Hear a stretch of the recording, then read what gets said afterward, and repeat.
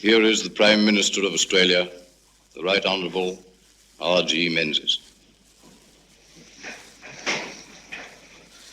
Fellow Australians, it is my melancholy duty to inform you officially that in consequence of a persistence by Germany in her invasion of Poland, Great Britain has declared war upon her, and that as a result, Australia is also at war. No harder task can fall to the lot of a democratic leader than to make such an announcement. Great Britain and France, with the cooperation of the British dominions, have struggled to avoid this tragedy. They have, as I firmly believe, been patient. They have kept the door of negotiation open. They have given no cause for aggression. But in the result, their efforts have failed, and we are therefore, as a great family of nations, involved in a struggle which we must at all costs win, and which we believe in our hearts we will win. What I want to do tonight is just to put before you, honestly and as clearly as I can, a short account of how this crisis has developed. The history of recent months in Europe has been an eventful one. It will exhibit to the eyes of the future student some of the most remarkable instances of a ruthlessness and indifference to common humanity which the darkest centuries of European history can scarcely parallel. Moreover, it will, I believe, demonstrate that the leader of Germany has for a long time steadily pursued a policy which was deliberately designed to produce either war or a subjugation of one non-German country after another by the threat of war. We all have vivid recollections of September of last year. Speaking in Berlin on September the 26th, 1938, Hitler said, referring to the Sudeten-German problem, which was then approaching its acutest stage, "And now the last problem which must be solved, and which will be solved, concerns us.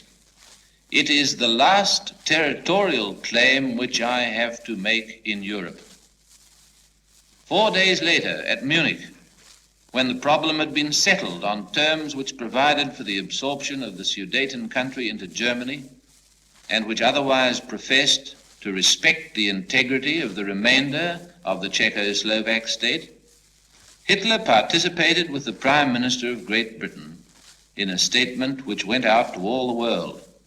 Its most important sentence was this: "We are resolved that the method of consultation shall be the method adopted to deal with any other question that may concern our two countries, and we are determined to continue our efforts to remove possible causes of difference and thus to contribute to assure the peace of Europe." What a strange piece of irony that seems today, only 12 months later. In those 12 months, what has happened? In cold-blooded breach of the solemn obligations implied in both the statements I have quoted, Hitler has annexed the whole of the Czechoslovak state, has, without flickering an eyelid, made a pact with Russia, a country the denouncing and reviling of which has been his chief stock in trade ever since he became Chancellor, and has now, under circumstances which I shall describe to you, invaded with armed force and in defiance of civilized opinion the independent nation of Poland. Your own comments on this dreadful history will need no reinforcement by me. All I need say is that whatever the inflamed ambitions of Führer may be, he will undoubtedly learn, as other great enemies of freedom have learned before, that no empire, no dominion can be soundly established upon a basis of broken promises or dishonored agreements. Let me now say something about the events of the last few days. The facts are not really in dispute. They are, for the most part, contained in documents which are now a matter of record. On Friday, August the 25th, that is 9 days ago, Hitler asked the British ambassador to call on him and had a long interview with him.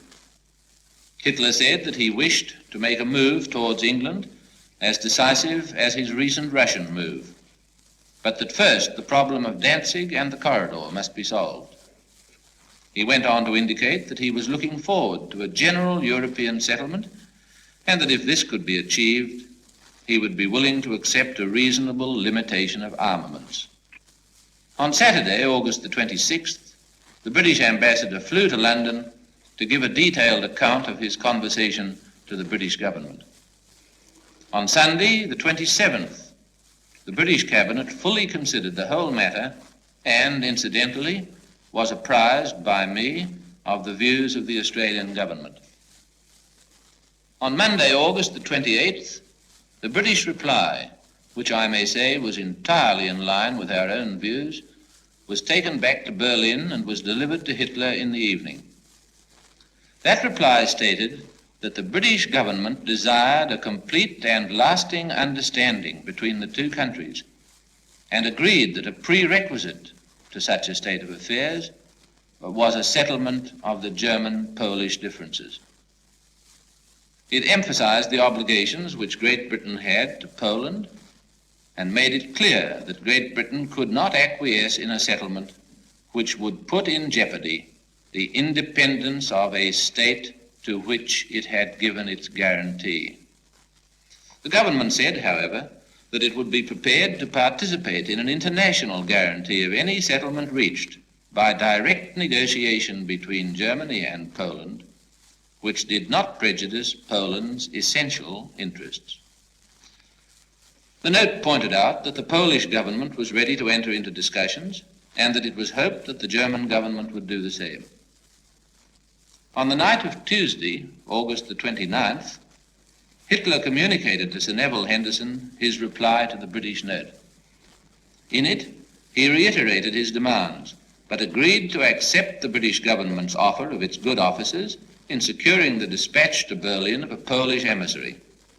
In the meantime, it was stated, the German government would draw up proposals acceptable to itself and would, if possible, place these at the disposal of the British government before the arrival of the Polish negotiator.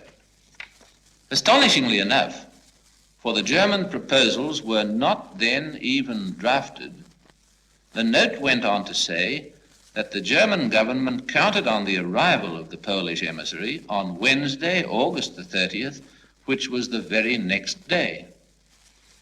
Sir Neville Henderson pointed out at once that this was an impossible condition, but Hitler assured him that it was only intended to stress the urgency of the matter.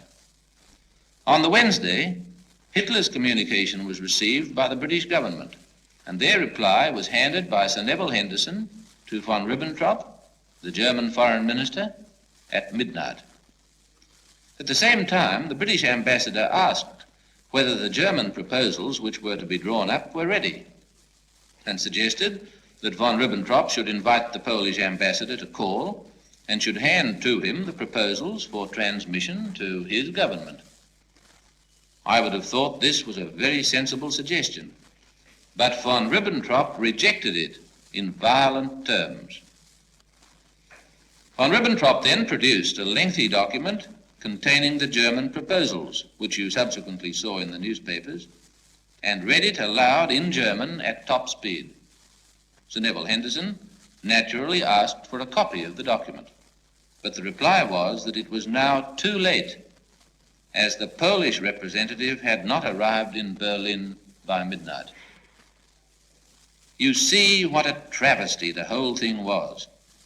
The German government was treating Poland as in default because she had not by Wednesday night offered an opinion upon or discussed with Germany a set of proposals of which, in fact, she had at that time never heard. Indeed, apart from the hurried reading to which I've referred, the British government had no account of these proposals until they were broadcast in Germany on Thursday, August the 31st. On the night of August the 31st, the Polish ambassador at Berlin saw von Ribbentrop and told him that the Polish government was willing to negotiate with Germany about their disputes on an equal basis.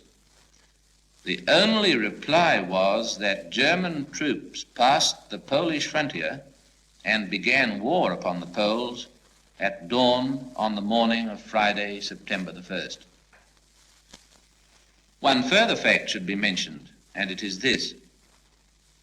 In the British government's communication of August the 30th, it informed the German Chancellor that it recognized the need for speed and that it also recognized the dangers which arose from the fact that two mobilized armies were facing each other on opposite sides of the Polish frontier, and that accordingly it strongly urged that both Germany and Poland should undertake that during the negotiations no aggressive military movements would take place.